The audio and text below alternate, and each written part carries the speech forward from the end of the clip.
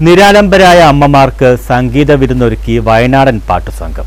നുറനാട് ഇടപ്പൂണിൽ നന്മ ചാരിറ്റബിൾ ട്രസ്റ്റിന്റെ കീഴിൽ പ്രവർത്തിക്കുന്ന ശാന്തിതീരം അഭയകേന്ദ്രത്തിലാണ് വയനാട്ടിൽ നിന്നുമെത്തിയ മണികണ്ഠനും സംഘവും പാടിത്തിമിർത്തത്.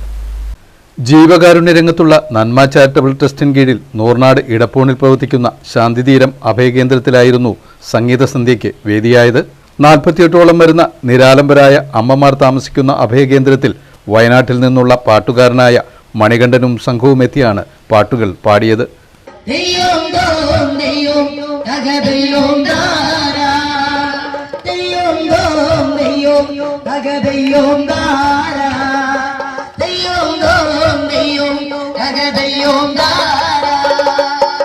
നന്മ charitable trust chairman AK Kadambattu ഗായക സംഘത്തെ സ്വീകരിച്ചു. നിയന്ത്രണത്തിലുള്ള ശാന്തിതീരം അഭയകേന്ദ്രമാണ് ഇടപ്പൂണ് നൂർനാട് ഇടപ്പൂണിൽ പ്രവർത്തിക്കുന്നത്.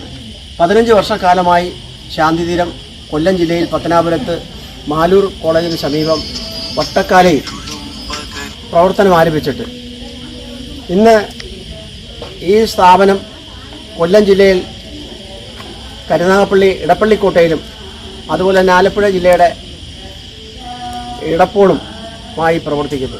ഇവിടെ ഏതാണ്ട് 65 പേർക്ക് താമസിക്കാനുള്ള സാഹചര്യമാണ് ഗവൺമെൻറ് ഒരുക്കി തന്നിട്ടുള്ളത്. അവർക്ക് ഉള്ള അംഗീകാരമാണ് ഓർഫനേജ് കൺട്രോൾ ബോർഡ് നൽകിയിട്ടുള്ളത്.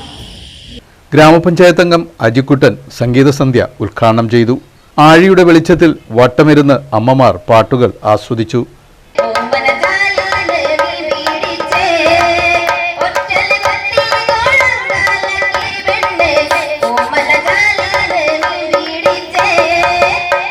ചടങ്ങിൽ പങ്കെടുത്ത പഞ്ചായത്ത് അംഗമായ B ശിവപ്രസാദും ഗായകർക്കൊപ്പം നാടൻ പാട്ടുകൾ പാടി ഒപ്പം ചേർന്നു.